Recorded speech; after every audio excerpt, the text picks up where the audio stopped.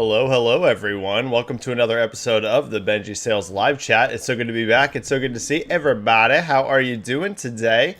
Hope you're all doing well. We've got some pretty good topics to talk about today, especially one in particular, of course, and that's going to be Palworld, right? Palworld going absolutely nuclear, going absolutely crazy, pretty much out of nowhere. I saw some people whenever I started tweeting and saying stuff about how, this is a big surprise. It's basically like the biggest surprise of 2024, in my opinion, in regards to sales and that sort of thing. I saw some people being like, of course it was going to be huge. It's like a Pokemon-like game. Listen, I'm sorry, y'all. None of us saw this coming. Anyone who tells you they saw that this was going to be the second biggest peak in the entire history of Steam is lying to you. No, they did not. Maybe some of you definitely thought it was going to be big, right? Maybe some of you thought it was going to sell well. No one saw what Palworld's doing. I mean, it's absolutely unbelievable, the performance we're seeing out of that game. So I'm sure there's going to be a bunch of stuff that people want to talk about in regards to that. It is setting, as I noted, record levels of sales and engagement on Steam. I'm going to go a little bit into those numbers in just a second. It's causing tons and tons of controversy online. This appears is going to be the battleground game of the year. Right, last year's big game for the battleground was Hogwarts Legacy. It appears this year's big game for the battle is going to be Palworld. So there's tons of controversy around it. We're going to go into all of that, of course, as well. The other big topic that literally just broke today, shortly before we decided to go live today, was that Xbox, Microsoft Gaming, huge layoffs hitting the company, especially it appears on the Activision Blizzard side. So basically a few of the key things to take away from this: they're laying off 1,900 people out of the 22,000 total at Microsoft Gaming. Tons of people, right? We're looking at almost 2,000 people laid off. It shakes out to about 9%, I believe, is what's being laid off out of all of Xbox and Microsoft Gaming. Mike Ibarra, the president of Blizzard, is departing, and so is Alan Adham, who's the chief design officer of Blizzard. They're both leaving, so two big high up people within Blizzard are departing. And also Blizzard's survival game, which was codenamed Odyssey, which was just announced, fairly recently, like a year, maybe 2 years ago. It has been canceled, and I saw a tweet shortly before I went live that entire survival team has been wiped. Everyone on the survival team, it appears, has been laid off. So that's crazy. That's got to be hundreds of people just on the survival team alone. So that game was canceled, and it appears the entire team laid off. We are going to shatter the record for most layoffs in the industry ever this year, which is really depressing considering last year broke the record. So we're going to have 2 consecutive years in a row of breaking the records of all-time highest amount of video game industry layoffs. That's really, really horrible to see.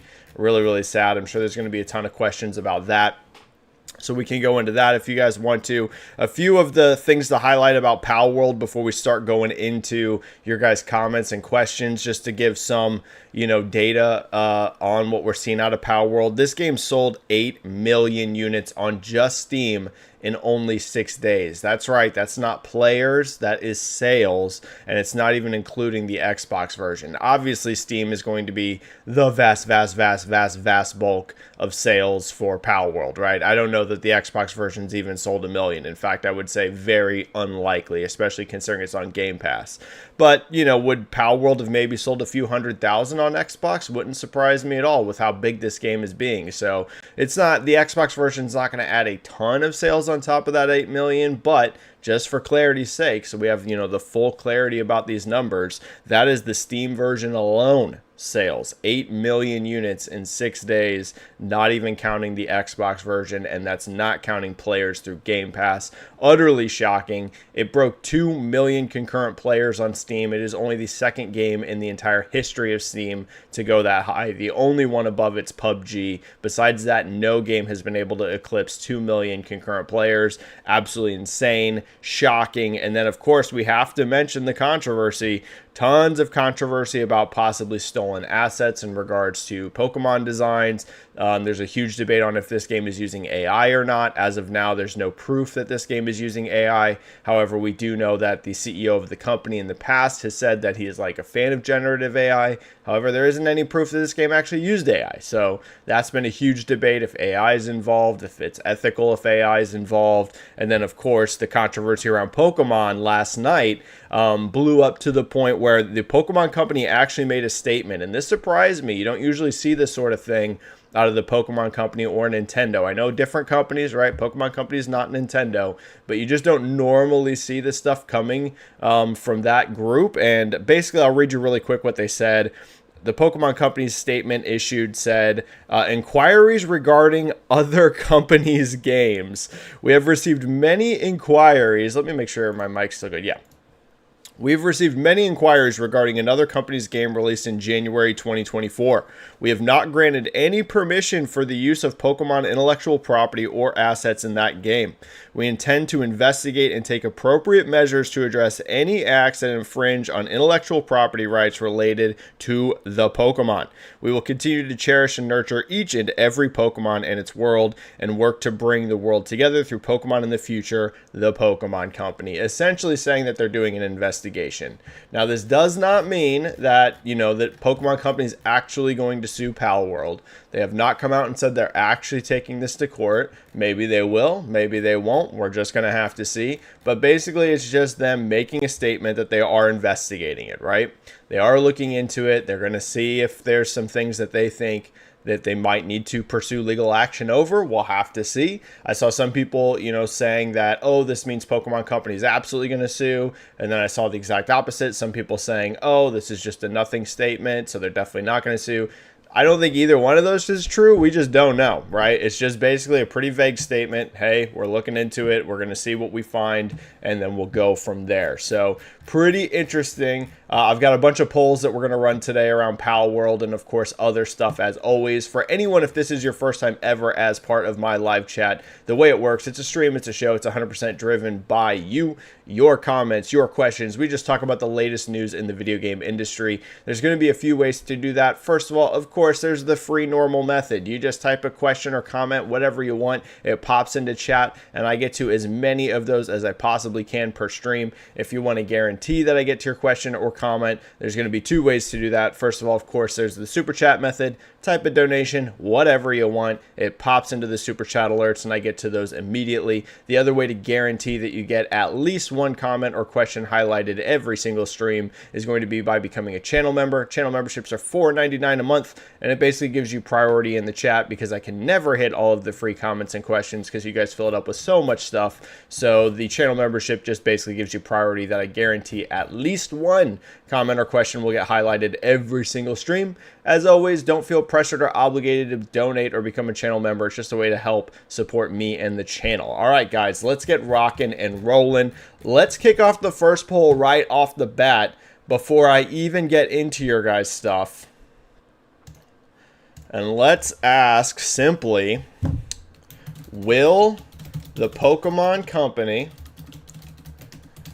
pursue legal action over Palworld?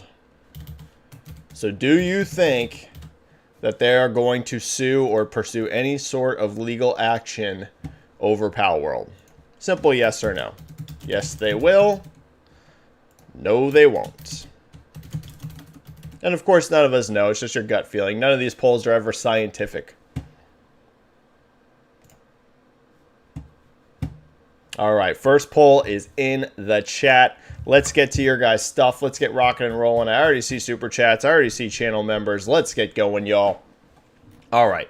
MD kicking us off by renewing the channel membership for 9 months. Thank you so much, MD, for being a channel member for 9 months. It's amazingly kind of you, buddy. And saying, Benji, as usual, you are the GOAT. Well, you are also the man, MD. Always one of the most supportive people that we have in these streams every single week. I hope you're feeling better, buddy. I know that you had said like a few weeks back that you were going through some tough times. As you know, I went through some tough times last year. So MD, hopefully things are looking up for you, my man. Thank you for always being so supportive and so kind in every single stream. And thank you for being a channel member for 9 months. I really appreciate that, MD. Johnny G22 has become a channel member. Johnny G, thank you so much, man. Johnny G has signed up to be a channel member, it looks like. Thank you so much, Johnny G, for becoming a channel member on the streams, man. Really, really appreciate it. And Johnny G dropped with his channel membership that he signed up for. I saw a tweet from Daniel Ahmed, who is, of course, you guys know him as, I always say Z Huge. It's not Z Huge, it's Z Hui, I think is how you actually pronounce it. But it's just a running joke to call him Z Huge.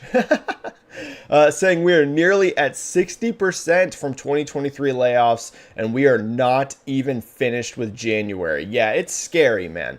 Like last year I mentioned, it was the all-time record for most layoffs in the history of the video game industry in a calendar year. And we're in January, guys. The year literally just started, and we're 60% of the way there. That is shocking and terrifying. If we're already 60% of the way there in January, then not only will this record probably get beaten this year, it's going to get utterly smashed.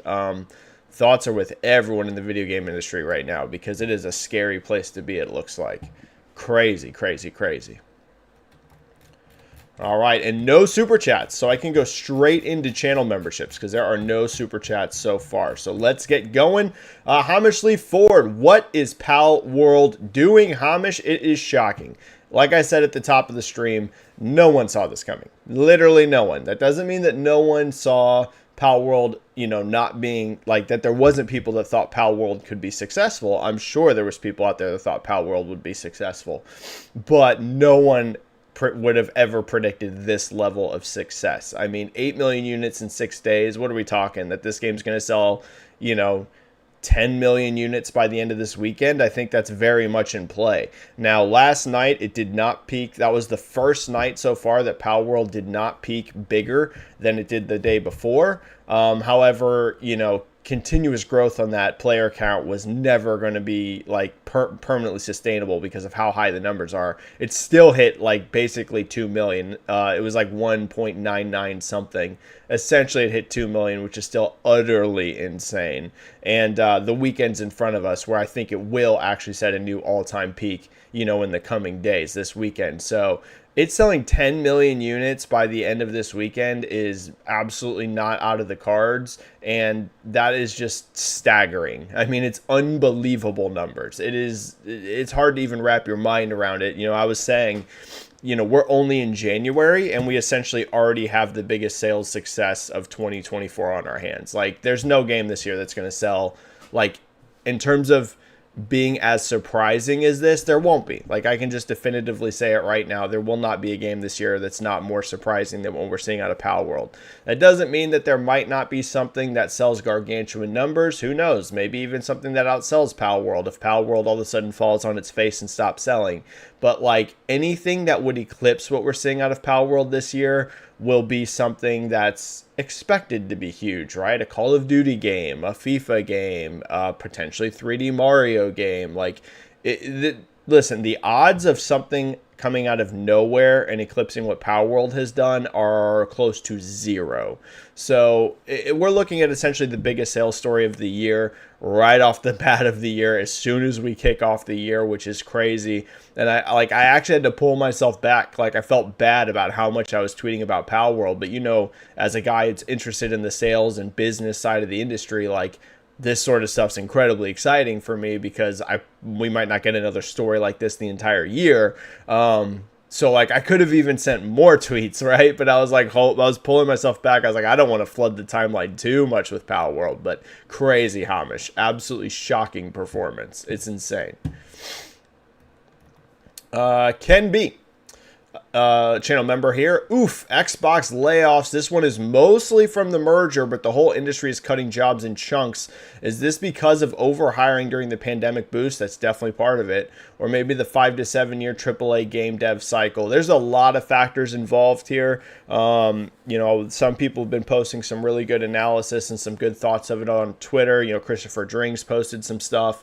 A couple things in regards to the Xbox mergers, a couple big factors. Part of it are the Xbox layoffs. I mean, I think I said mergers.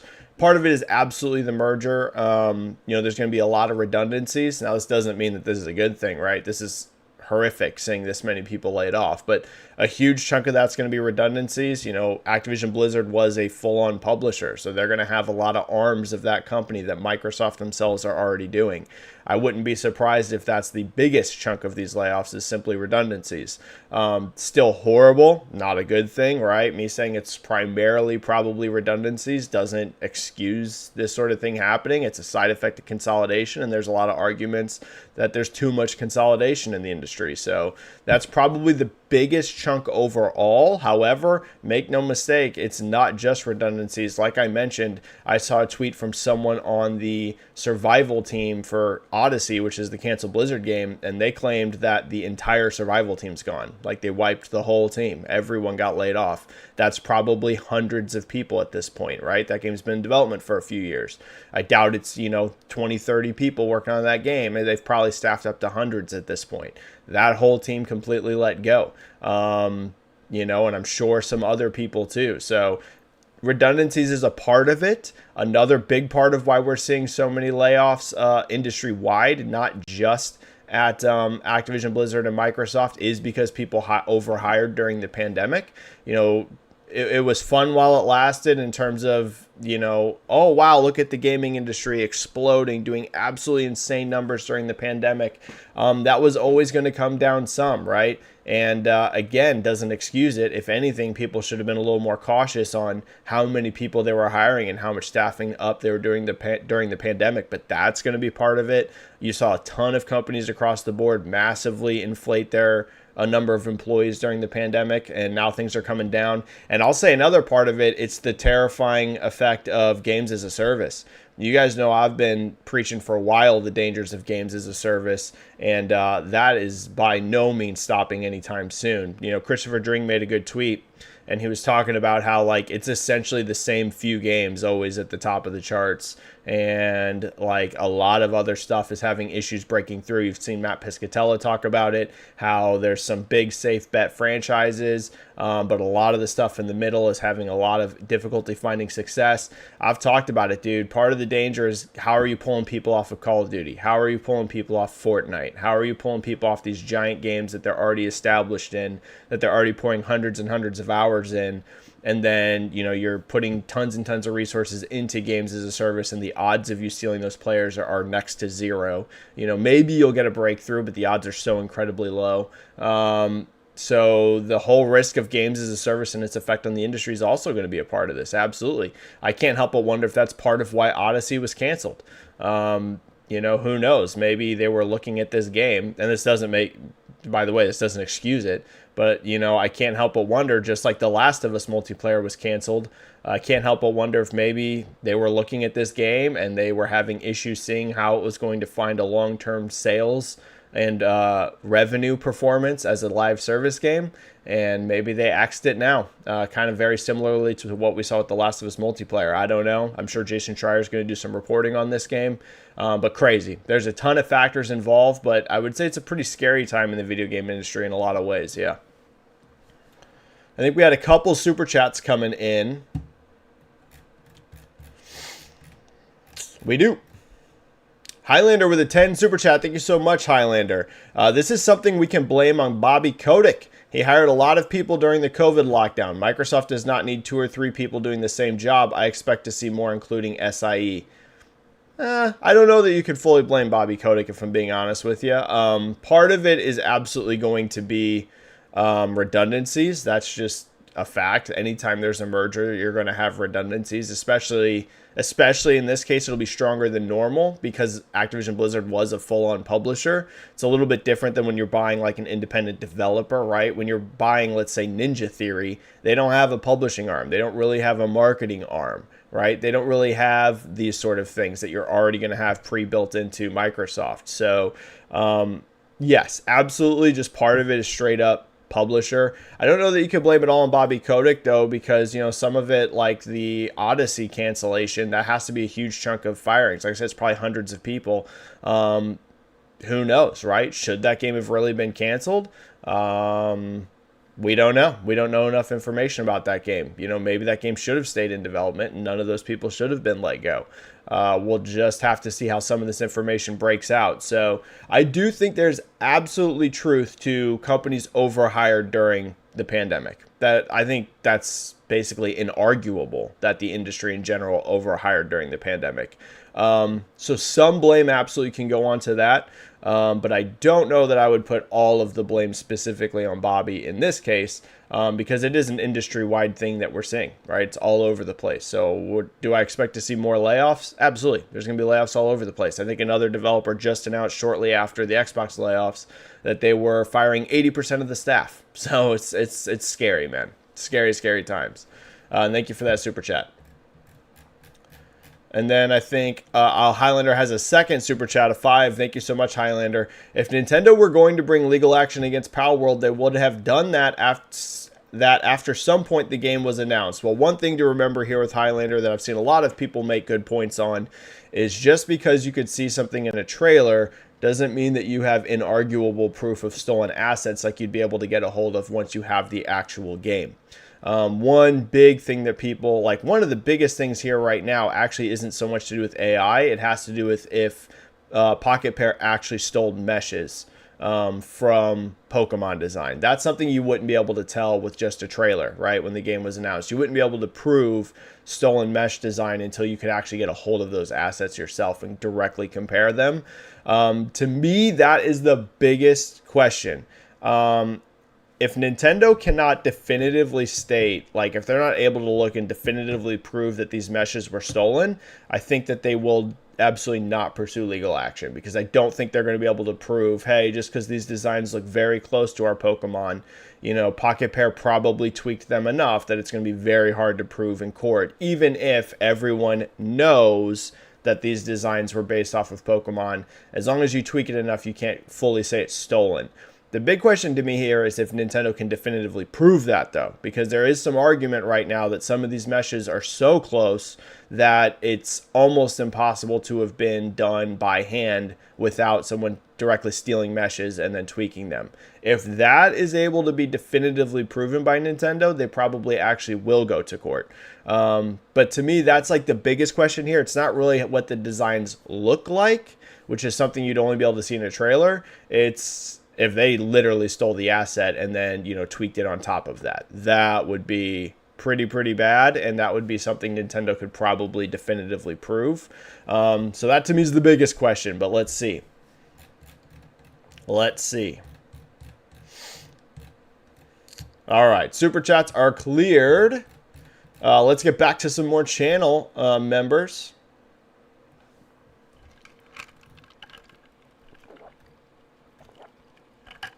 Joseki, what up, Joseki?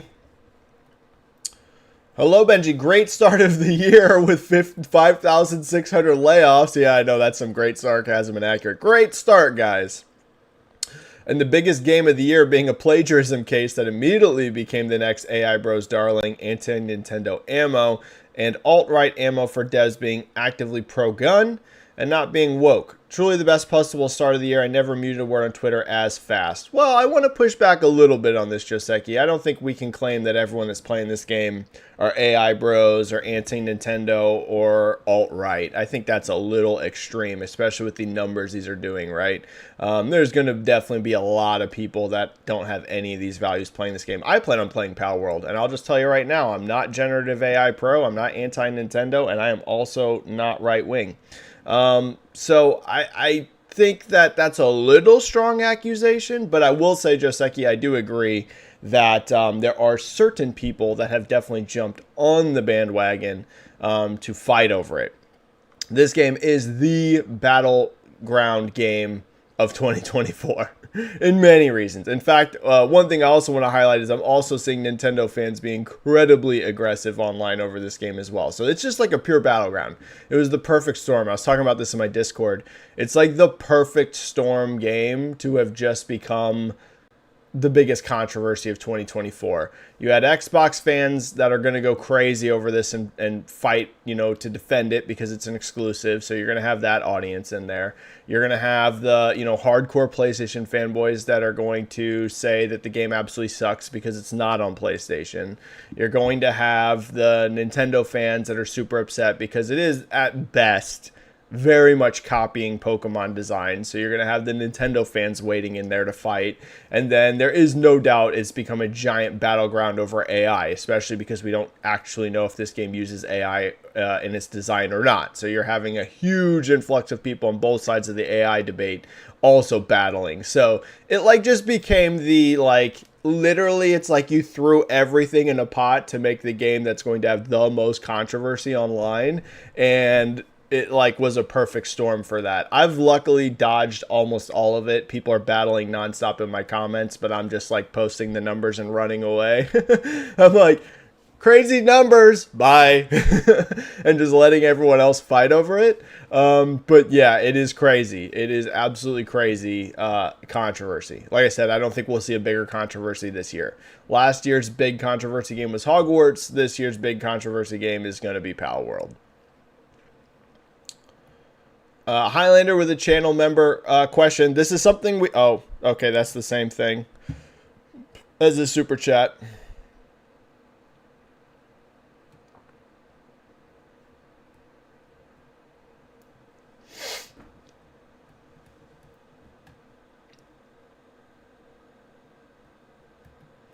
Let's see. Let's see where we're at. I think that might be it for channel members and super chats. I might be able to get straight into free questions. Okay. Joseki clarifies, I'm not saying all. I'm saying there's a lot of bandwagoners from this group. I would agree with that. Yeah. I would not disagree with you on that one. There's absolutely no doubt that people on both sides of like every part of these equations have all latched themselves to this game in various different ways. Like, there's no doubt. Like I said, it's like the perfect storm battleground game. Okay.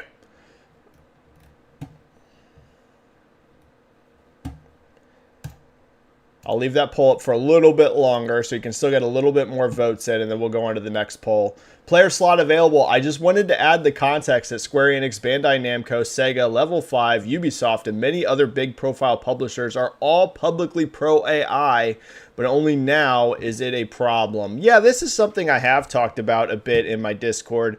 It's going to be very interesting to see how this all shakes out, because heavy AI usage in games is quite literally unavoidable. Once it came on the scene, there was just no way to stop it, unfortunately. Now, certain companies will be able to take stances against it, but the issue is that others won't. And there is the argument that the ones that do get on top of it might have potentially development advantages, which is a little bit of a scary spot to be in.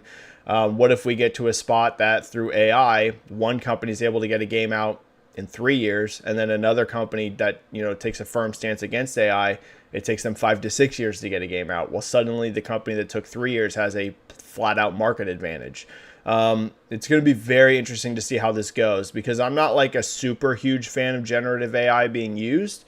I'm in like a weird spot with AI. I am pro AI being used in games in some ways, if there are certain ways it can be used to where it doesn't necessarily harm anyone, it does not result in people losing jobs, and it just results in games being made faster. Because you guys know, as I've talked about on this channel for years, the biggest existential threat to the video game industry is how long games take to make. I stand by it. I keep saying it. There is nothing more threatening. Like I say all the time, people want to fight over free-to-play versus non-free-to-play models, subscriptions versus non-subscriptions, multiplayer versus... None of these things are as dangerous as how long games take to make. There's nothing more dangerous, because games take so long to make that by the time you get a game out, the next chance you have to pivot is another 5 to 6 years after that. If you get development times more squeezed down, all of these other things are still dangers and debates and things like that, but it's things you can more quickly respond to. The biggest problem in the video game industry is games take so long to make that responding to any market shift takes you 6-7 years, potentially. So, if you are able to reduce how long games take to make, all other threats become not non-threats, but more easily addressable threats. There is nothing more dangerous than how long games take to make. So if there is a way to, again, not result in any job losses, not result in any sort of anything like that, not result in huge amounts of or art being stolen from artists. If there are certain ways AI can be used to make games more fast, I'm going to be in favor of that because it's going to be massively beneficial to this industry. On the flip side, though, I'm not a fan of the heavy AI push to where we're going to see potentially artists losing jobs, things like that. It's going to be one of the biggest industry debates over the next 5 to 10 years, how AI gets used, because once it was like Pandora's box. Once it was out of the bag, it's going to be used. Like, that's just the fact. There is no way around it. Again, certain companies are probably going to take hardcore stances against it, but there's going to be companies that just don't. They're just going to be like, okay, I don't really care. I'm just going to use AI. Once it was out of the bag, it was out of the bag.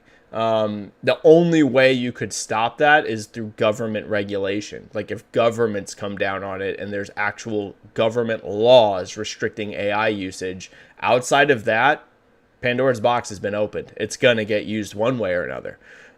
So it's interesting. It's going to be very interesting to see how this all shakes out. Johnny G22, what's up, Benji? Hope all is well. So when are you jumping on the bandwagon to try out Palworld? Well, I do plan on trying out Palworld. As of now, I've not played it at all. I'm going to wait for the Xbox version to get into a better state. I, don't have a gaming PC. I don't have the money to afford a gaming PC, to be perfectly frank.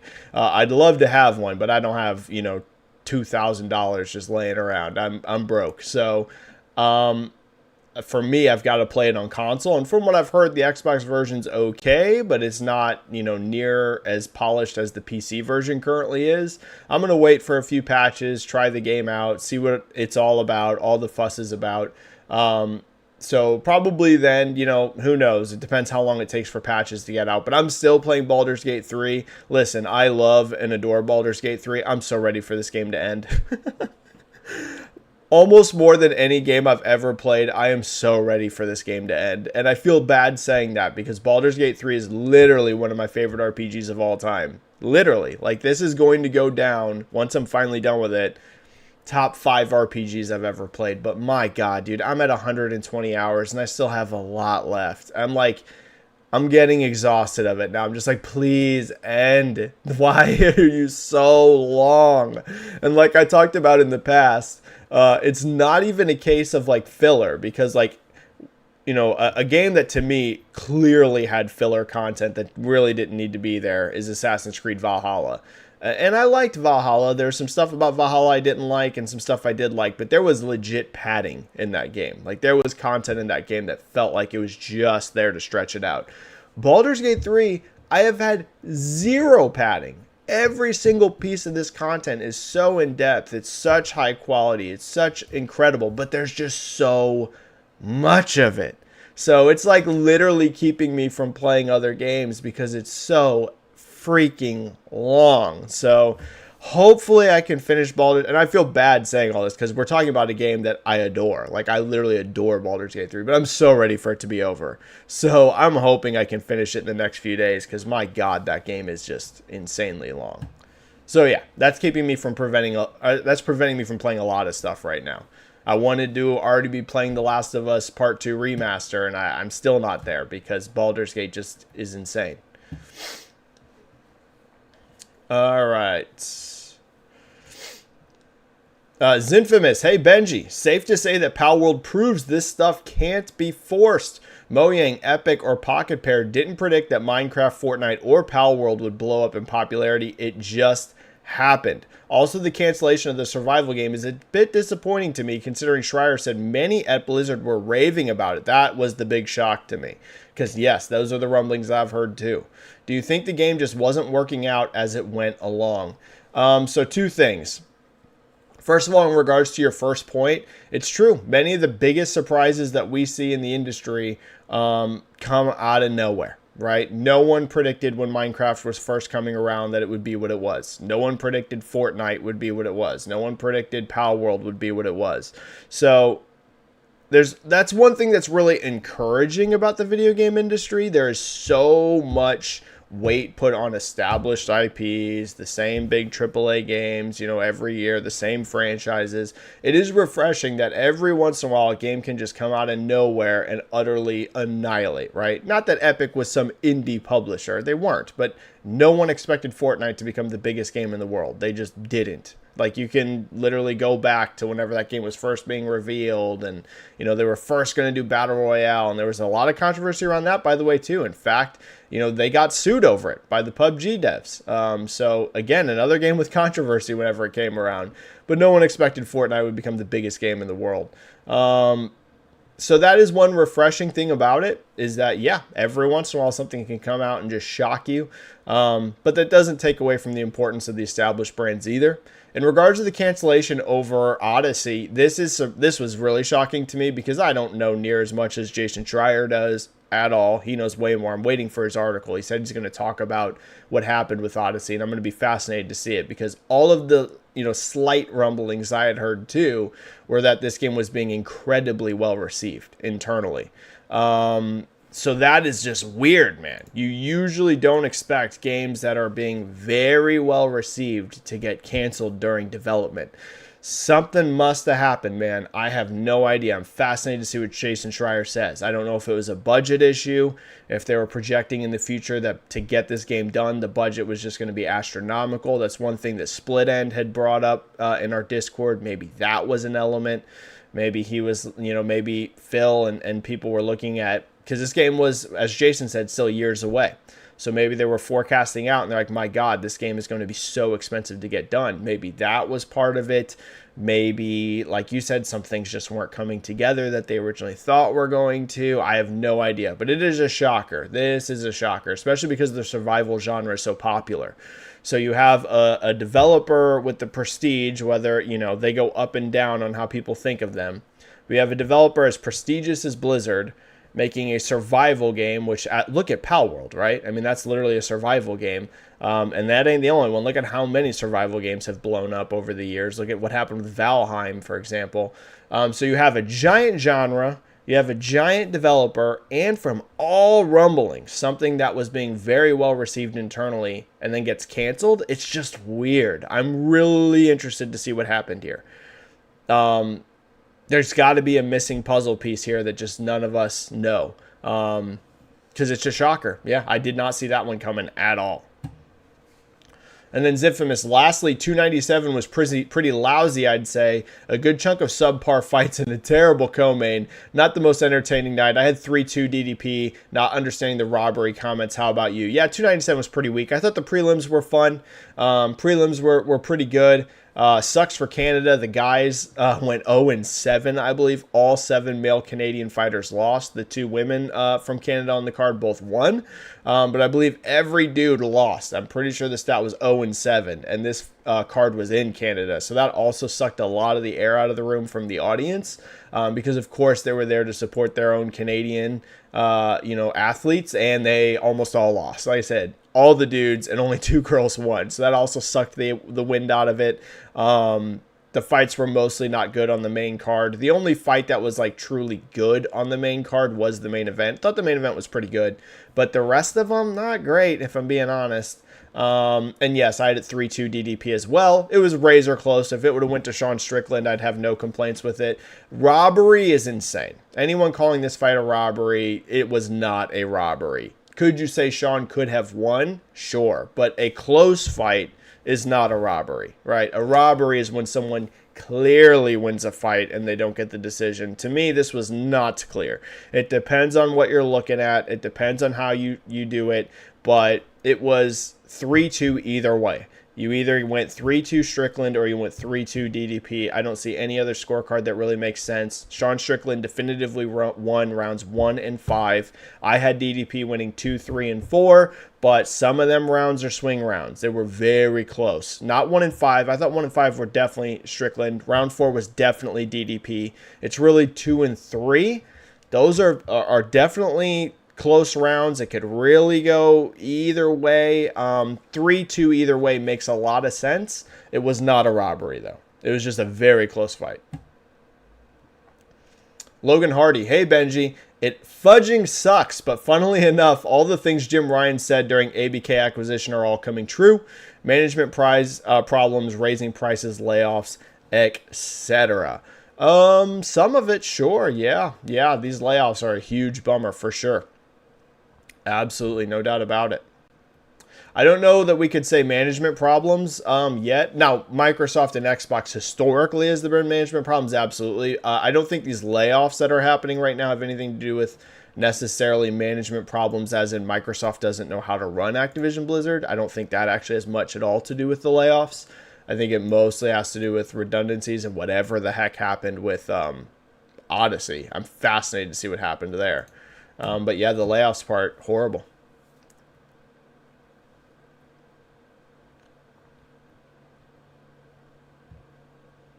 Dave Langer, I agree with this. The worst part about the layoffs is not everyone knows if they are gone or not yet.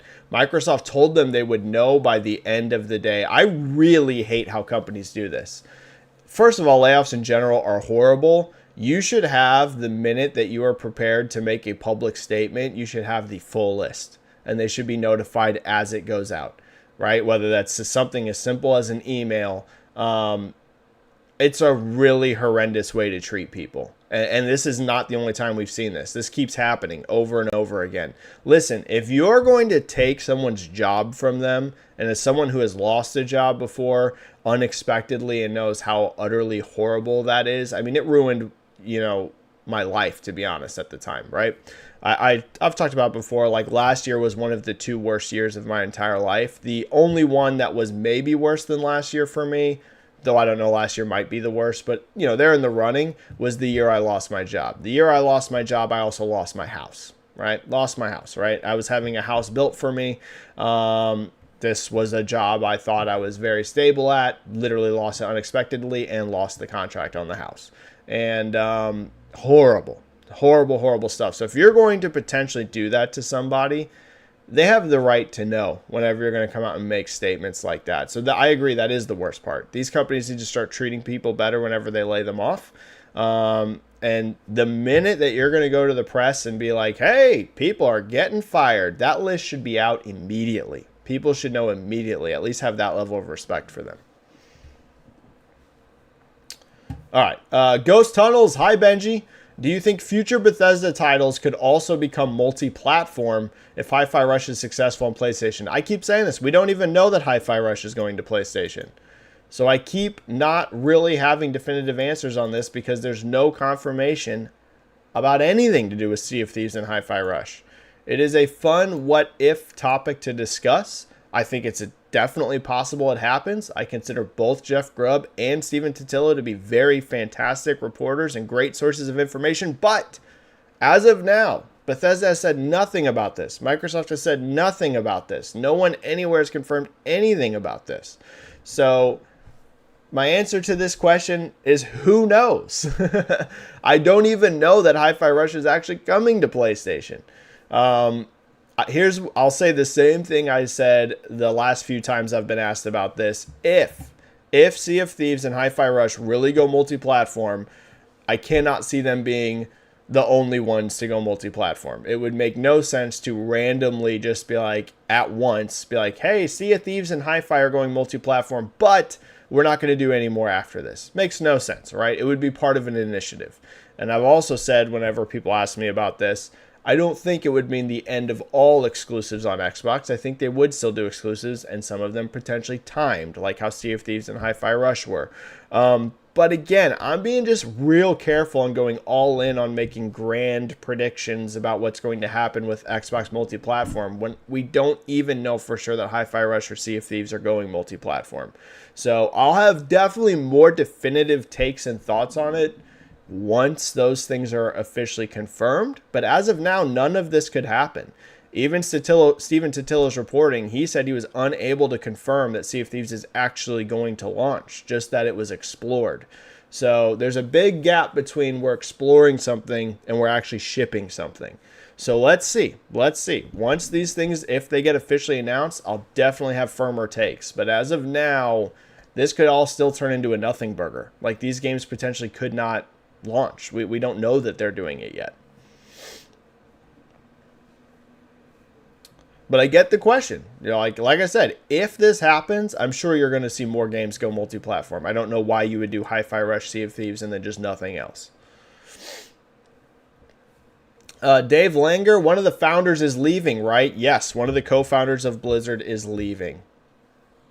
Pretty crazy.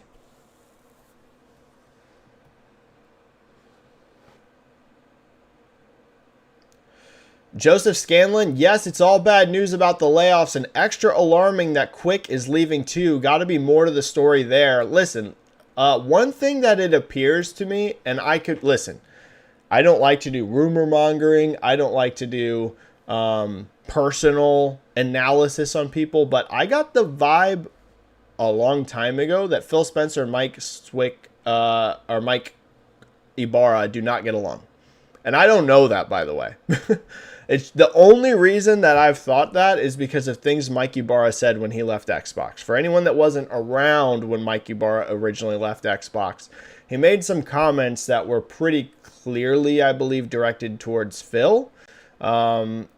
He said things when he was leaving Xbox like, there's only one person there that makes all the decisions and no one else gets any input, which seemed to be shade towards Phil Spencer.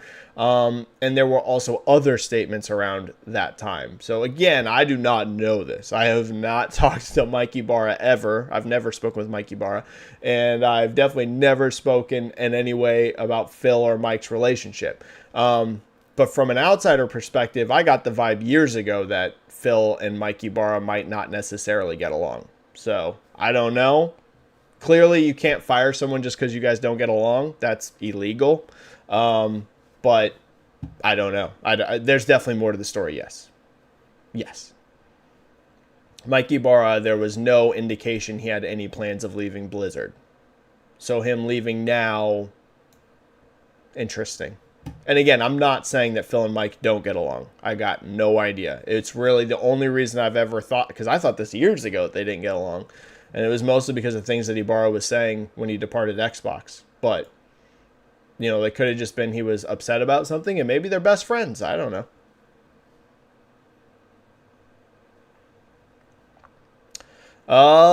Laloyana, hi Benji, how are you? I'm pretty good, man. Pretty good. I am, you know, ups and downs, but this year is so much better already than last year for me. So thank God the worst is behind me. Last year was a disaster year in my life, but this year's looking up. So I hope you're doing well. I think there might have been a super chat. Let's see.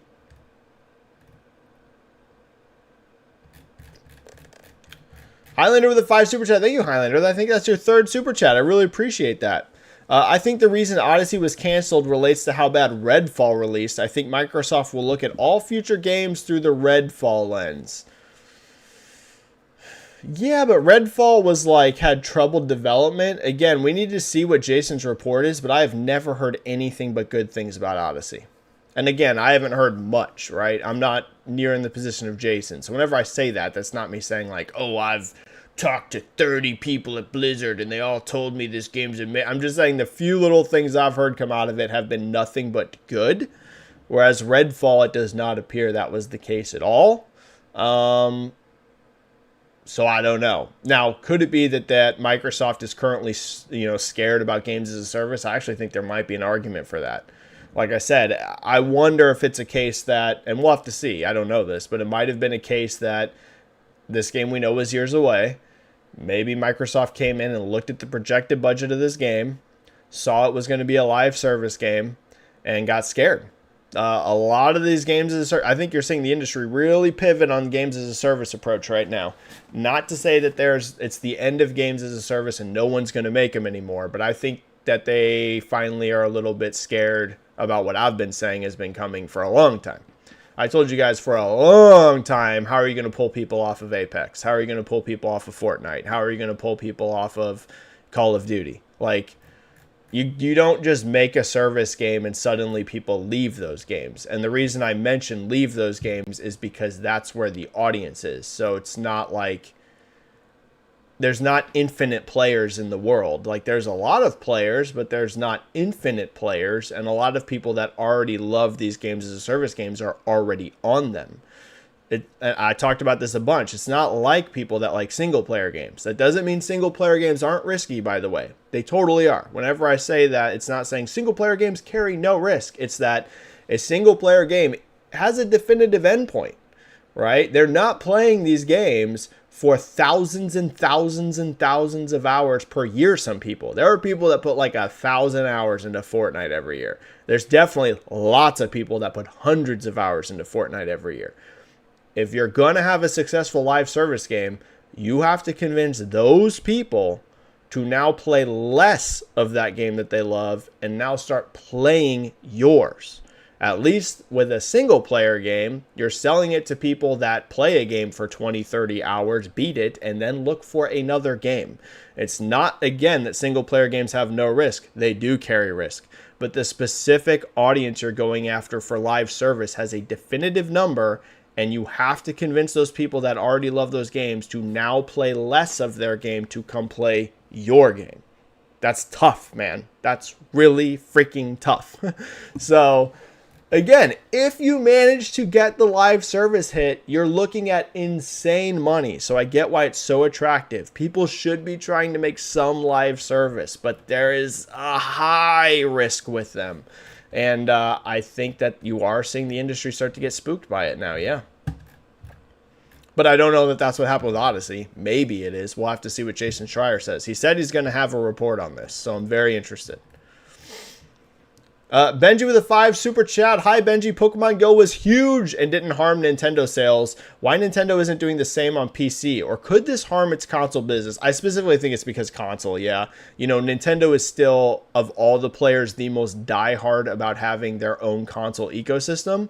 You know, we always rank these things. Like, Microsoft is the furthest away about being a console-only platform holder. And whenever I say that, it doesn't mean they don't care about console. It's just who is the most open about going beyond console? It's Microsoft.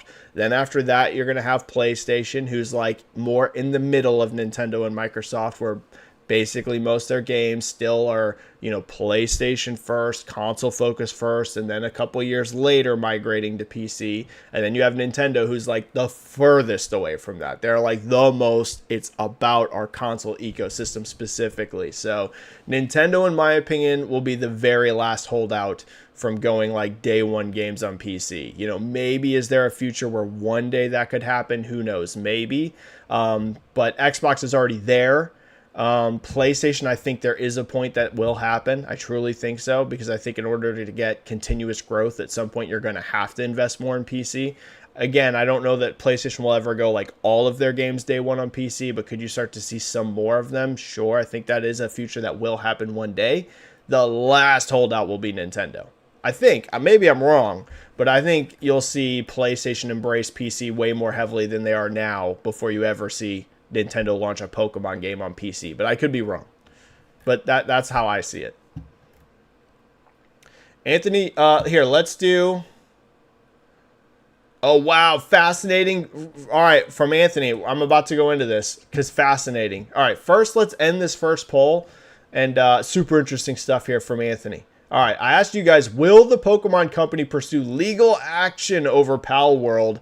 The overwhelming majority, 65% of you said no, they won't. At the end of the day, that's where I'm going to land too. I think it's going to be too hard for Nintendo to definitively prove anything. Again, we'll have to see what happens with some of these asset meshes and stuff that are starting to pop up. But at the end of the day, from most of the stuff I've read from lawyers, because I am no legal expert, but I have been reading what lawyers are saying, most of them seem to have the opinion it's going to be too hard for Nintendo to prove, or not Nintendo specifically, but the Pokemon Company. It'll be too hard for them to probably prove in court, so probably not worth pursuing.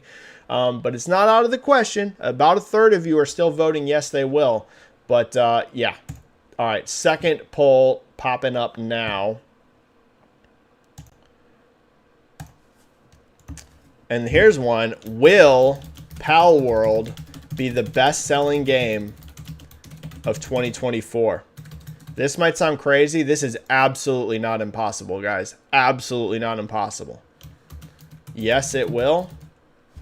It is absolutely not impossible. We're talking about a game that's over 8 million in less than a week. You know, I'm talking calendar year. We saw Call of Duty get beat last year. So It's entirely possible. I don't know that it will yet. We need to see. But if this has any sort of legs, I mean, it looks like it might be. But we'll have to see. I don't have a definitive take yet, but it is in the running. Palworld is definitely in the running.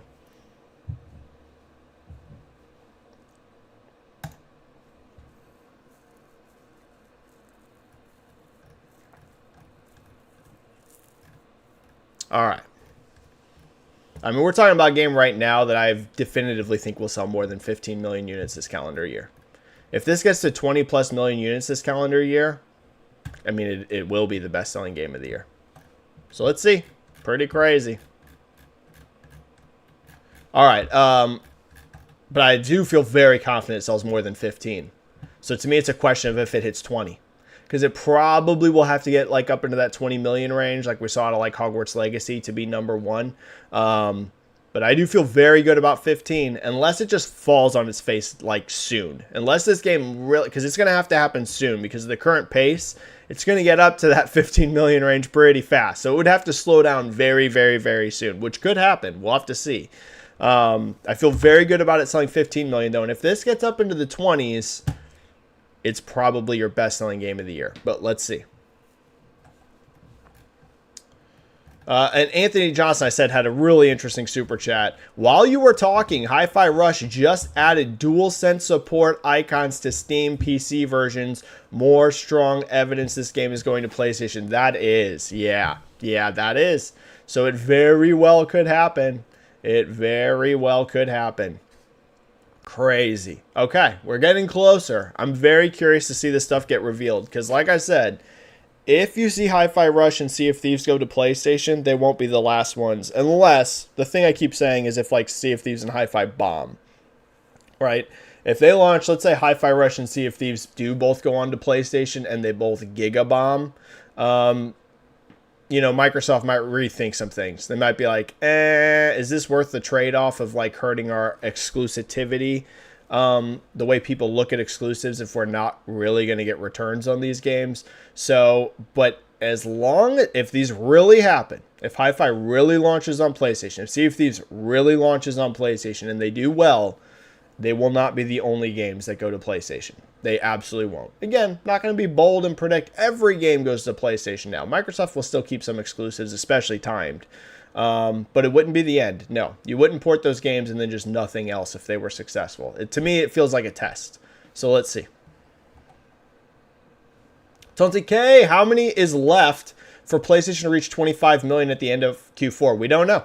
We don't know what they shipped last quarter. They've not reported yet. So I can't tell you, Tonsi. I'll be able to tell you, I appreciate the super chat, but the honest answer is I don't know.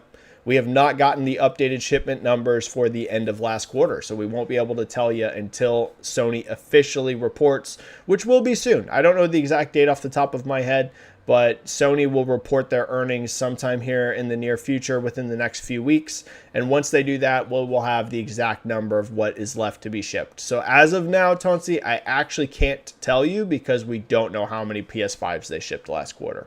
So I'm just not sure. But I will have a definitive answer for you right after they report their earnings. Basically, as soon as those earnings pop up, like within 5 minutes, we'll all know how much is left to ship for that final quarter of the fiscal year if they were to hit that target. But as of now, we don't know that number. So we'll just have to see.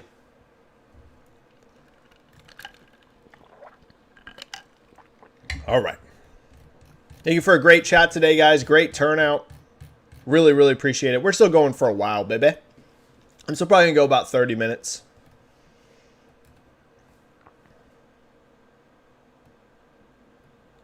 And I'm probably, you know, we were talking about Fridays. I might keep the chats on Thursdays because I think Thursdays might be better for turnout. Just because people are like, you know, Friday night, a lot of people are busy. Not that I'm someone that cares about having tons of people in the stream or anything like that because, you know, I don't get huge viewership or anything. But, you know, more people in the chat just means more interesting questions, perspectives, things like that. Whenever we do them on Fridays, you know, a lot of times people are probably busy on Friday. So I may pivot to mostly Thursday. I think Thursday might just be a better day for people to, like, you know, have time to get into chat and not be busy with other things.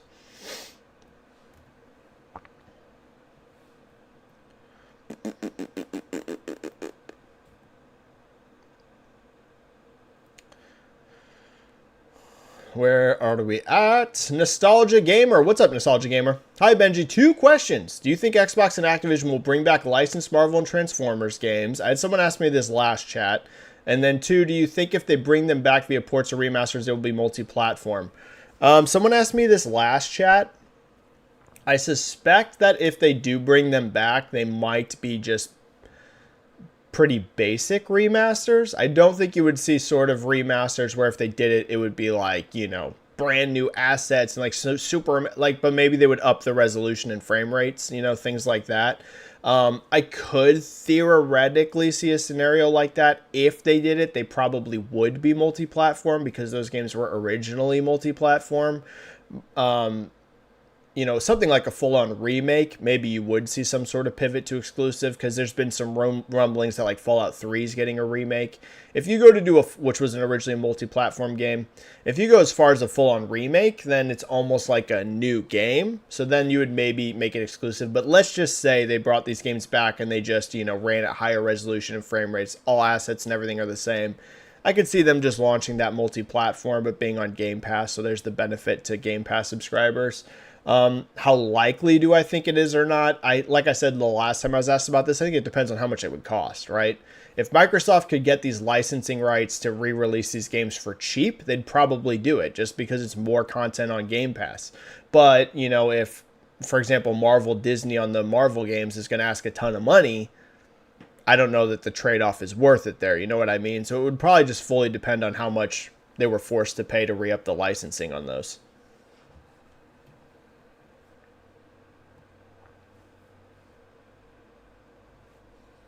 Oh, I missed this.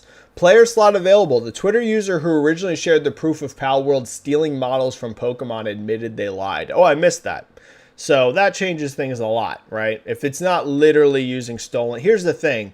There is no actual rule about looking to something and using it as your inspiration, right? Some of these Pokemon and Palworld models are very, very close, but Pocket Pair, you know, has tweaked them. They're not the exact same thing, right? You can clearly see the inspiration on some of these, like there's just no denying it, but that is not something you're going to be able to legally prove in court. The thing they would have to prove is that like the actual models themselves were stolen as part of the design. If that person admitted they lied and there's not actual proof of stolen models, that does change things. But we'll have to see. Tiger King with the super kind comment, which you know I'm always going to shout out because I love people being awesome to each other. Just wanted to say have an awesome day and weekend, everyone. You have an awesome day and weekend, Tiger King.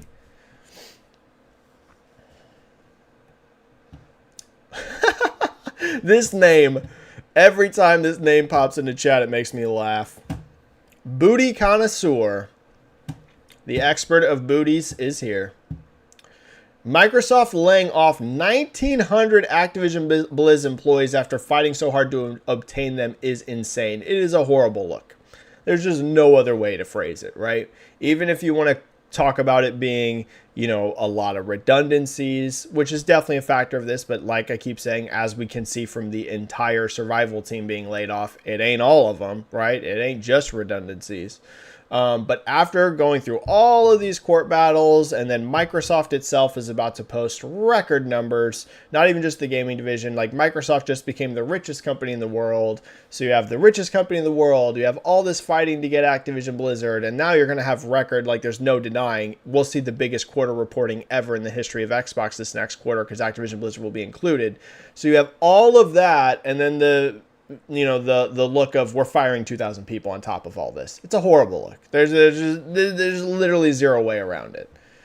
Even if certain things can be argued to make sense, and we'll have to see some of this reporting that's going to come out from Jason, it's just a horrible look. Like the actual optics of it are very bad.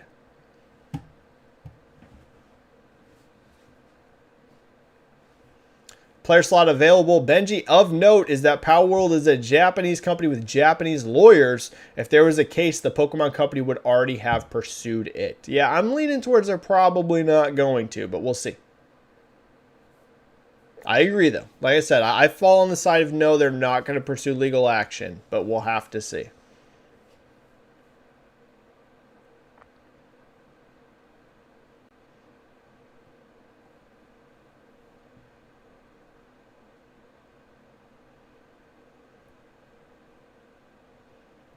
Where are we at? Henry 3K, I don't think the game looks good. Looks generic and boring. Yeah, I haven't played it, so I honestly could not tell you. I will say that a lot of people seem to really, really like it. Steam reviews are above 90%, which is insane. But I haven't played it. So Henry 3K, I actually could not tell you if this game's any good or not personally, because I haven't played it. Couldn't tell you. Duquesta, yeah, but will Palworld have strong legs? That's the big question. Big question. Early legs look incredible. The pace it's selling is incredible. But will they be able to maintain legs? Who knows?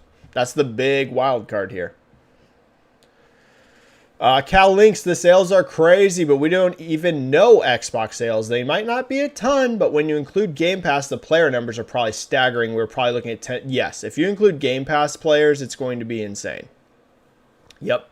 It's still not, it doesn't appear from the small bits of data we're getting from the Palworld devs. It doesn't look like, clearly Steam is the bulk of players here on this game. Because they've posted things about like their peaks and like when these are happening. And we've been able to math out a little bit of other stuff around it. But it's still going to add millions of players through Game Pass overall. Yeah, not concurrently. So it wouldn't take like the concurrent players from 2 million to 3 million. Like that wouldn't happen. But have millions in total played this game through Game Pass? For sure. For sure, a couple million people have played it through Game Pass. So, yeah, total players is something insane. I doubt the actual sales from Xbox is that much, but player numbers is probably pretty dang big, yeah. Definitely a couple million in total through Game Pass. Joseph Scanlon, with Halo Infinite moving away from doing seasons to only having events or operations, and 343 mentioned they're looking ahead to the next Halo, do you think Tatanka is still on its way? I think the rumor is that's canceled, so no. I believe it was reported that Tatanka is canceled. So I believe the answer to that question would be no. But I don't have firsthand information on this. But yes, it does sound like 343 is essentially pivoting to the next Halo.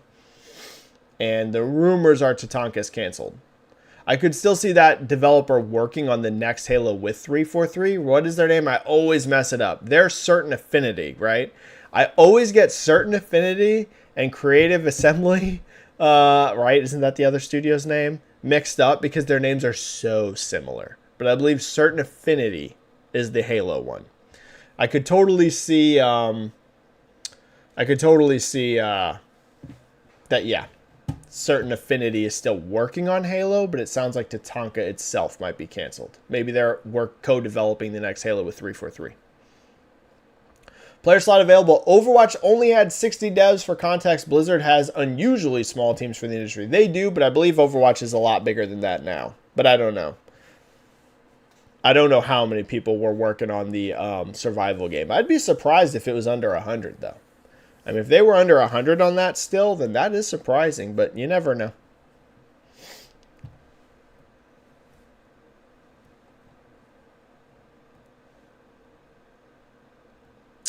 Booty Connoisseur, do you think this is the beginning of an implosion for the games industry? Not a 1983-esque crash, which oddly some people hope for. It definitely is in some ways, yeah.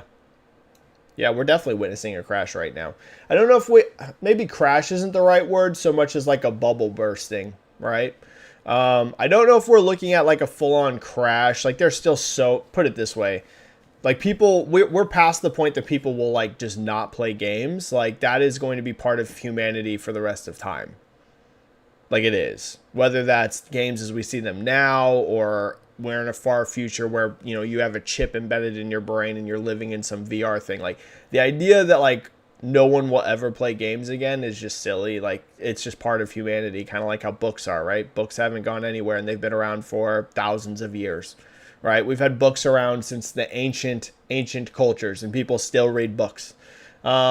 It's just a form of entertainment people like. It's here. It won't go away. Again, it might not be like how we see it now, but the idea of people just stopping playing games, I don't think that will ever happen. That being said, it does look like we're at a big bubble bursting moment. Yeah, absolutely. Joseki, imagine 5 years of this discourse because he's talking about a court case. Please, God, no. The one good thing that came out of Palworld blowing up to be the battleground I talked about in my Discord, the one good thing is we got to dodge the Last of Us Part 2 discourse again. Thank God. If there was no Palworld, you know people would still be fighting on Twitter about The Last of Us Part 2 Remastered. And luckily, we had like one day of that, and then it went away. Because all of the people that like to fight on Twitter got sucked into Palworld instead. So thank God we did not have to go through The Last of Us Part 2 discourse again. Because without Palworld, I'm telling you, it'd still be here. People would still be fighting about The Last of Us Part 2 Remastered. So yeah, 5 years of fighting about Palworld, please God, no. Buster Boy, imagine working your ass off on a game that you're passionate for, then you wake up the next day to find out you and all your coworkers have been laid off and your game won't see the light of day. Yeah, it's horrible. I feel for this Odyssey team. I keep saying it, but I really want to see Jason's report. I did not see this coming at all. At all.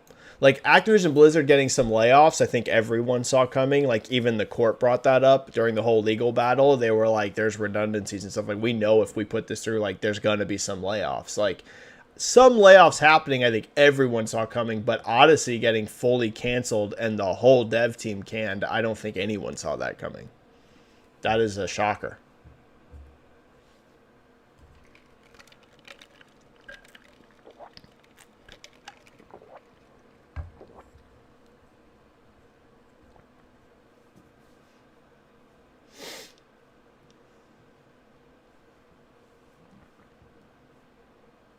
Lolo says there's a Discord. It's just a small private one. It's like me and like 5 or 6 of my friends. But no, I don't have a big public Discord. I've had so many people ask me for a Benji-Sales Discord. The only reason I have never done one is because I always see so much drama and controversy come out of people's Discords, and I'm a very like protective person of myself and somewhat kind of private sometimes. And like I would have to have people that I really trust to mod, and then you don't really know what, like, you know, people are going to necessarily act like in there, or what sort of stuff people are going to say. So, you know, that's the whole reason I have a Discord, but there's like literally like 6 people in there. It's like me, Split End, and then like a couple friends. It's like very small. So I do not have a public one. I apologize. I've thought about it. People have asked me tons of times. They're like, dude, a lot of your followers would like to be in like a big sales Discord, you know, and talk about this sort of stuff. And I've thought about it, but I just get a little too scared about, you know, not being able to control what happens in there. And people acting crazy. You know what I mean? So I'm not going to say that'll never happen, but as of now, it's just a very, very small private one. It's literally less than 10 people. I don't know the number off the top of my head. It's like 5 or 6 people. Buster Boy, Jez just said that Microsoft laid off the team that brings Xbox games to physical retail. Wow. I will be honest with you. I think Xbox is going digital only. I really think they are. I really think they're going digital only. And that news on top of it doesn't surprise me. I think that next generation, the next Xbox, there will be no version with a physical disc. I really think so. Everything Microsoft's doing has been signaling that they are not really behind the physical games business. So that's pretty crazy. But I mean, here's the thing. I said it last week. I'd be a total hypocrite to say that I'm like, on a personal level, like super like, wow, this is ridiculous. Because I'm someone that buys physical for 90% of my games. And guess what? I buy like no physical Xbox games because of Game Pass. Because I play most of my multi-platform games on PlayStation 5. And I use my Xbox as basically a Game Pass machine. So I'm a physical buyer, and I'm buying like no physical on Xbox. And I think there's a lot of people like that. We'll see. If that's true that they laid off the people that make the physical, it's just more evidence, in my opinion, that next gen there will not be a Xbox with a disc drive. Links, game development times are ridiculous nowadays. They are. And every time I say that, I also clearly want to state that's not me blaming the developers. The developers are working as hard and as fast as they can. It's just the realities of AAA development nowadays. So I really want to clarify that. Every single time I say games take too long to make, because it's not an opinion, it's a fact. It is a definitive fact that video games take too long to make. That is not me blaming devs, because devs are working as literally as hard as they possibly can to get these games out. It's just the realities of AAA development, but they do take too long. They definitively take too long. They take too long to make.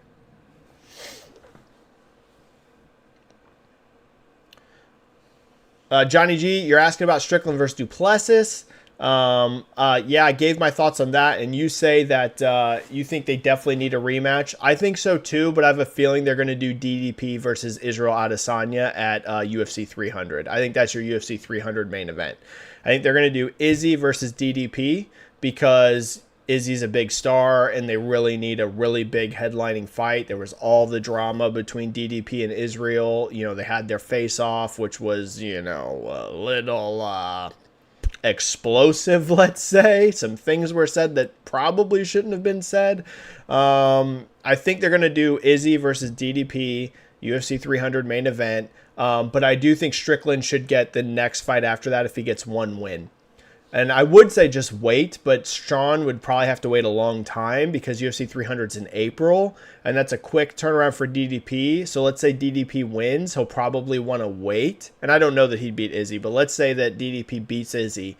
He's doing a quick turnaround from January to April for a fight if he does 300. He'll probably want to take 5 to 6 months between that for his next fight. So Sean might have to wait until the end of the year for a title fight. And Strickland likes to be an active fighter. So I would say if they do DDP versus Izzy at 300, Sean Strickland should take one fight. If he gets that one fight, he should get the next title fight. Yeah, because that fight was razor. You can't argue that Strickland won it. It was razor close. And I would just say immediate rematch, except, like I said, they want a big headlining fight for 300, and I think that'll be Izzy versus DDP.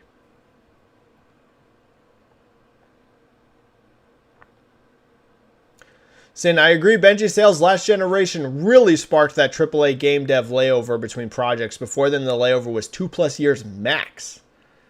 Yeah. Sin, why are you so long? I'm sorry, Baldur's Gate 3. Dave Langer, I'm at 120 or 110 hours and just in Act 3. I know, it's so long, bro. I love Baldur's Gate 3, so whenever I say it's so god dang long, it's not me trying to be mean, but it's just like, I'm ready to play other games. I love you, Baldur's Gate, but just wrap it up. Wrap it up. Please, you're so long. Great game, though, but holy mother of God, it's long.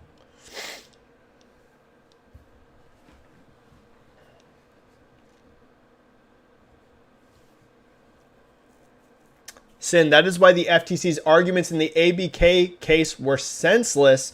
In this industry, something can straight come out of nowhere and explode on the scene. It's that unpredictable. It is true that, like, there is still room for games to come out and surprise, which is nice. PUBG is way bigger than Fortnite was. People forget Asia exists. Yeah, no, PUBG is insane in Asia. Insane. Insane. Huge in China. The whole reason PUBG has the all-time concurrent record on Steam is literally because of China. Kind of like Palworld. Like, Palworld is not peaking in Western times. Like, it's not peaking in Europe. It's not peaking in the US. Players there are huge. This game's selling a ton in Europe and it's selling a ton in the US, but the peak hours for Palworld are China.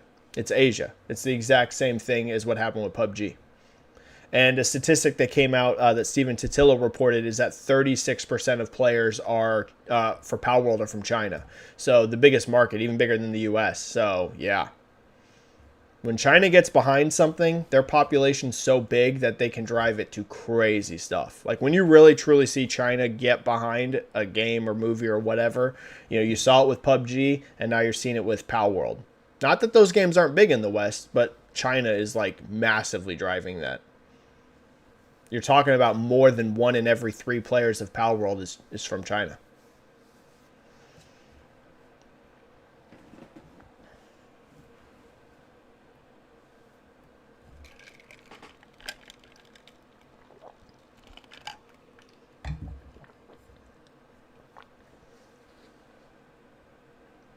Dorian Gray, when you acquire Bethesda and Activision Blizzard and King, that's at least 4 sets of redundant positions. I'm sorry, but people are going to let go. There's no doubt about it that a huge chunk of this is redundancies, yes. As awful as that is, and that would be the counter argument to why you don't do consolidation, by the way. But yes, I'm sure the biggest chunk of this is redundancies. But clearly devs are being affected too, like just regular, devs. Let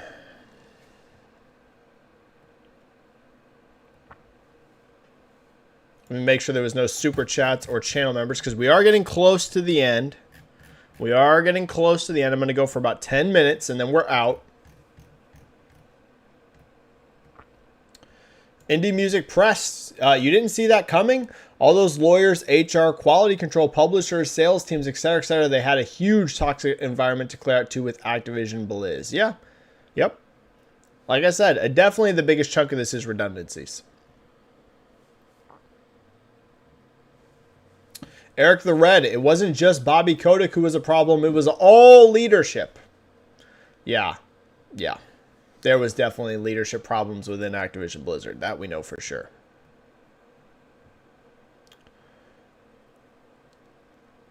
Casual Gamer, do you think we will get Ubisoft Plus on PlayStation? Do you think PlayStation is against other subscription services because they want all focus on PS Plus, basically? Do you think they won't allow third-party services on PlayStation? Sorry for being late. I don't know. It's a good question. Right now, there's like a lot of Ubisoft games that go into PlayStation Plus. So my guess is that Sony will just keep giving Ubisoft a lot of money to get their games on Plus, like PlayStation Plus, instead of Ubisoft's own sub on that service. That's probably the deal that's being worked out right now. Sony's probably being like, hey, we're not really putting your subscription on our platform, but we'll give you a lot of money to get a lot of Ubisoft games on PlayStation Plus. But we'll have to see. And I know they're not the exact same thing, right? Ubisoft Plus has other benefits besides just having, those games that you might see on PlayStation Plus. But I feel like that's kind of what's happening. But let's see. Brian Cutler. I will not be watching the stream on Saturday because I will be watching a wrestling pay-per-view Royal Rumble 2024. I'm not sure which stream on Saturday you mean. But have fun watching Royal Rumble 2024. I hope it's awesome.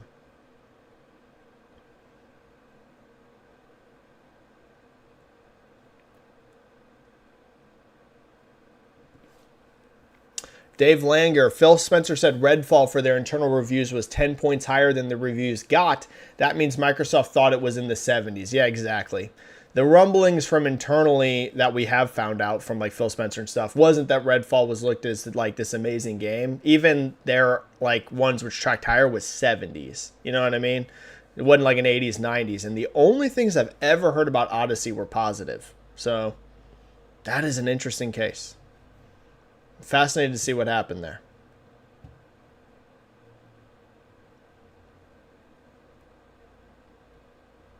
Brian Cutler. Royal Rumble 2024 watch party, please. I think you're saying me. I don't watch wrestling. I hope you have fun with it, but I do not watch wrestling. I watch combat sports. I don't have anything against wrestling, but I don't watch it. I watch UFC, Bellator, but they're not around anymore. Well, they kind of are.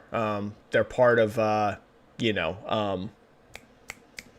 brain's not working. PFL bought Bellator, but I watch like MMA, boxing, that sort of stuff. I don't watch wrestling, unfortunately, but nothing against it. But I won't do a watch party because I don't watch wrestling. But Brian, I hope you have a blast with Royal Rumble. I know a lot of people love it.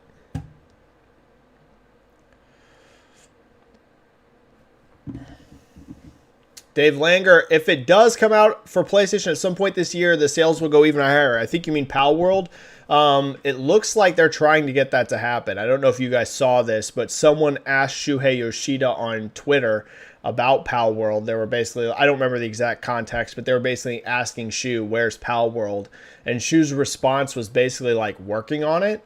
So it sounds like PlayStation wants this, which doesn't shock me. With that level of sales, I'm sure Sony looks at this and they're like, why isn't this on our platform? I know that, you know, PlayStation has a weird relationship with early access games. There's certain ones that they've allowed on the platform, but a lot they don't. That's probably the reason why this hasn't come to PlayStation, but it appears they're going to maybe try and make an exception for Palworld. So if they do manage to get Palworld on PlayStation sometime this year, yeah, that'll add millions of more sales. Jason Benjamin, please answer. When do you think SAG-AFTRA strike for the video game industry will end? When will we hear an update on the strike? Do you think SAG-AFTRA and gaming industry will reach a deal? This isn't getting near the amount of tension as like the writer strike and the actor strike got in Hollywood, because there's a lot of video game development that can be done without the actors. That doesn't mean actors aren't important in games. It's just they're different than, you know, movies or TV. If writers and actors are on strike, you literally can't film movies or TV, because like you have to have that. With game development, you know, as we all know, there's so many aspects of developing a game beyond just the acting performances that you can just do a ton of stuff while you wait for that to get resolved. So that's a big part why it's not getting the same sort of attention. I think they will make a deal. When it's going to end, I'm not sure. Probably, I'd be shocked if this gets drawn out. I would think they'll come to some sort of deal in the next few months, but I'm not sure of that. I'm not certain of it. But I would think sometime in the next few months. I can't see this going for like, you know, a year or something. I could be wrong, but I would expect that to get wrapped up in the next few months. Booty Connoisseur, what other game is even coming out this year that has big hype? Ooh, big hype. Star Wars Outlaws will be big, but it's not going to be this big. Star Wars Outlaws ain't going to sell like Palworld. But that's definitely one that has a lot of hype. I do think Outlaws will be really big. Not Palworld big, but it'll sell millions. If Nintendo has a 3D Mario, that's going to sell millions and millions of units. We don't know that, but if they're launching Switch 2 with a 3D Mario, that'll be a huge one. Call of Duty's huge every year. None of the first-party Xbox games are ones I would classify as mega huge. I think a lot of them look good, but do I expect Avowed to be topping sales charts? No. Hellblade, no. Flight Sim, no. PlayStation doesn't really either have anything that looks like it would top sales charts this year. Stellar Blade, no. Concord, no. Even if Death Stranding 2 is this year, which might be, I would say no. Yeah, I mean, it's going to be Palworld or like Call of Duty or like a 3D Mario or FIFA, which isn't FIFA anymore. It's EA Sports FC, but like that's the games.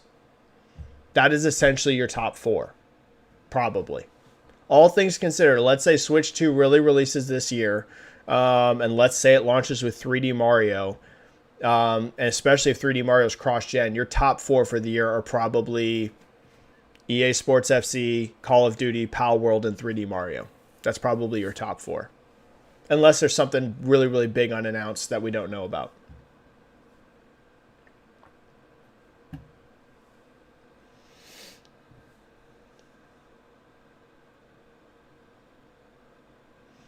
Oh, PC Game Pass version has also added DualSense support. Interesting. But then Darren Gray says it's not.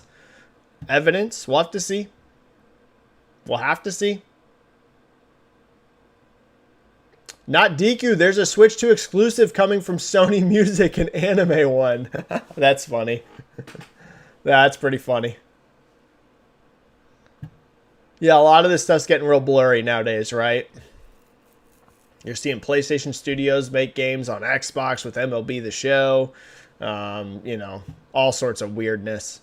Definitely the lines are slowly getting blurred around exclusivity, like across the board. Besides Nintendo. Nintendo is like the one holdout where they're just like, our games will go nowhere but our own console. Which I'm not saying is a bad thing. I'm just saying you're seeing all sorts of blurry stuff happen in the industry, and Nintendo's still like, nah, fam, nah. Nah, not us. Couldn't be us. Besides mobile. They do some mobile development. Dave Langer. Yeah, that guy admitted he resized the models to make them match. Okay, then that's not near the smoking gun I thought it was. Not at all.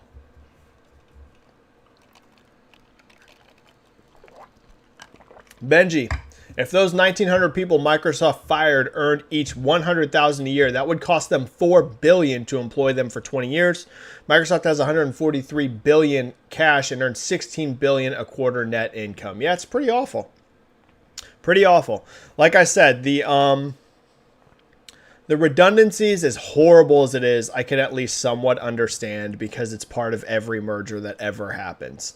I keep saying it. I want to see what happened with Odyssey.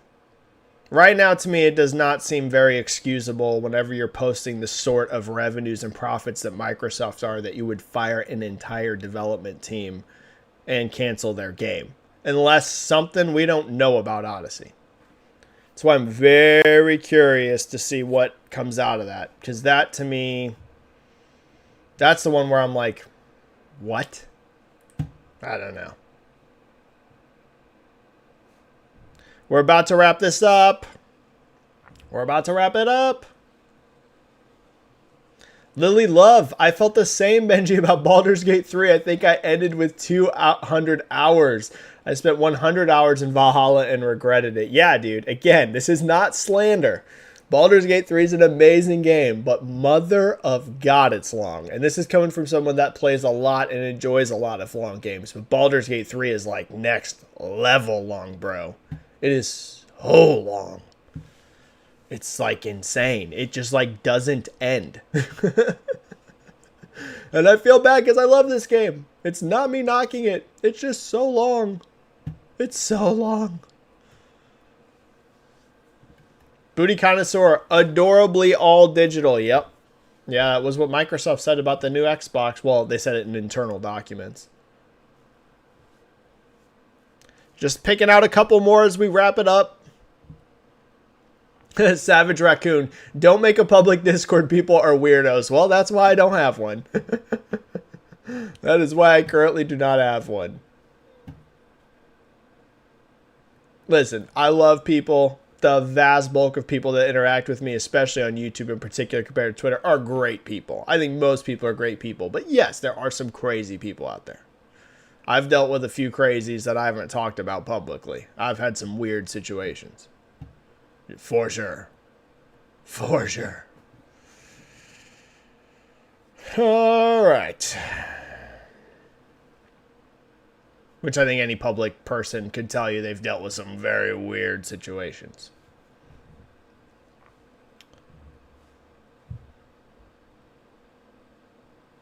Jared, Benji-Sales, Jez Corden did say, though, that Microsoft getting rid of the physical game sector doesn't mean they'll 100% drop physical games. He said they will probably outsource it instead. Yeah, to me, it ain't like a lock, but it's just like a lot of things Microsoft's doing kind of signal to me that they might drop physical games. They won't this generation still. They're selling Series X's that have disk drives. What I wonder is next gen, though. Like next generation, will they ship one with a disk drive? I don't know, man. I really don't know. Jose, I think DDP already said he won't be ready for 300. Oof. That's tough. That's tough. Well, what's going to headline? What's going to headline 300? 300's an amazing looking card. Honestly, it's stacked. Like Johnny G says here, another fight for UFC 300. That card is so stacked. Yeah, 300 looks amazing. But the thing it's missing is a headliner. DDP versus Izzy would have been a great fight for it because Izzy's a major star and it's a heated rivalry. But if DDP can't make 300, man, what is the headlining fight? Parmeet Singh, where's the Activision Blizzard acquisition is good for the industry crowd at? Yeah, it's a bummer because one of the things that people like myself who were pretty pro Activision Blizzard acquisition, because I'll just say it, I said I don't really want to see any more after that major ones, but like the whole argument and the whole reason I was in favor for it was get Bobby Kotick out. Like I didn't see any area where you could get Bobby Kotick to ever exit that company without an acquisition because he was so ingrained there. And it's a bummer that you see immediately these layoffs, right? Roberto, hey Benji, much love from Italy. Much love to you in Italy, Roberto. JCat, hi, I missed the whole show. It's fine, JCat, it's fine. People were great. I didn't see anyone that felt like they needed to be moderated in chat today. unless I missed something. So we're good, J-Cat. We're good. I made it to the bottom of the chat, so I'm just going to finish these and then we're out. I hit the whole chat today. Boom. I don't know when's the last time I did that. I hit the whole chat. Maybe like 1 or 2 things got skipped over, but boom, we're at the bottom. So I'm just going to finish it out. Done great. Not to mention there was a really big culture change needed at Activision Blizzard. I'm hoping this is a house cleaning as well. We'll see. Dave, PS wants those sales from Ubisoft games. Dave, speaking of Royal Rumble, that news about Vince is crazy. It is crazy. It is crazy. If you guys haven't seen it, alarming stuff. I won't go into it like super heavy here because it could like be triggering for some people. But wow. If it's true, wow. Parmeet saying PFL, yeah. And then that Roadhouse trailer, though. Can I be honest about something with the Roadhouse trailer? Listen, a lot of people are roasting Connor for it, his acting in it. He was actually better than I expected. Now, whenever I say Connor looks better than I expected in that trailer, that is not me saying that Connor looks like he's going to win any awards, because he is absolutely not. Like, when I say better than I expected, I thought in the trailer, I'm going to be perfectly honest with you, I thought it was going to be pure and utter cringe, like to the level of Ronda Rousey in Fast and Furious. But to be honest, for that sort of movie, over-the-top, ridiculous action, tongue-in-cheek, cheesy, I'm going to be real. Connor looks like he's playing a perfect villain for that sort of thing. Again, not the sort of situation where I'm like, give Connor an award. His acting's so fantastic. But for that movie, Connor looks like he fits just fine, which surprised me. I was like ready to just cringe. And I was like, dude, for a silly action movie, he's actually being a pretty good villain, if I'm being honest.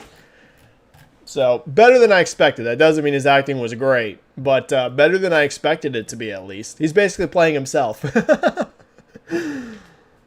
But the action looks fun. The movie looks like it might be fun. It looks like a movie that is absolutely not going to win any awards. It looks like a movie that's probably going to be at like a 30% or 40% on Rotten Tomatoes, but it might be fun.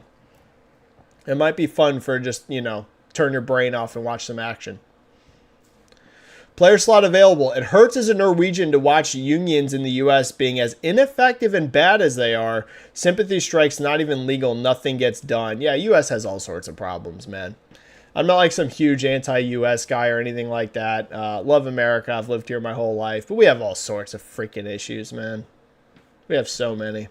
I ain't going to get all political, but we got just all kinds of freaking problems. Jose, MLB The Show was forced onto Sony, though. Yeah, never said it wasn't. I'm just saying, again, it's just another example of all these lines getting blurred. I mean, you're seeing Horizon about to launch on PC. Like, it's just slowly over time, it's all getting blurrier. And then last one, Busy Child. With a channel member, hey Benji, sorry I'm late, no question, hope you're well. I'm doing good, Busy Child. We made it to the bottom of the chat. I could not even tell you the last time I've done that. Alright, let's finish out with this poll. I'm going to read you the results. Thanks for a great turnout today, guys. Had a blast. Thanks for all the support. I asked you, will Palworld be the best-selling game of 2024? Interesting. Most of you think it will. 61% of you say yes, it will, with 39% of you saying no, it won't. Yeah, like I said, the key factor here is legs over the next couple months, right? At some point, it's going to slow down. It ain't going to keep selling 1 million units a day every day. Like, at some point, that stops. But, like, if this can get up to 20+ million in a calendar year, like we saw at Hogwarts, all of a sudden that gets into play where it very well could happen. We'll have to see. Like I said, I feel very confident about 15 million plus for the calendar year. We're already halfway there in like less than a week, right? It was 8 million in 6 days. They're already more than halfway. Even if it slows down substantially, you have to think it'll be able to get to 15. 15 million plus does not guarantee number one. We'll just have to see what all happens. But if this gets over 20, it looks very likely it's your number one selling game for the calendar year, but we'll have to see, guys. All right, I'm going to wrap it up there. Thank you for a great turnout in chat. We're still at basically 80 in chat right now at the end of the chat. Wow, that's impressive for this channel, right? Usually, like,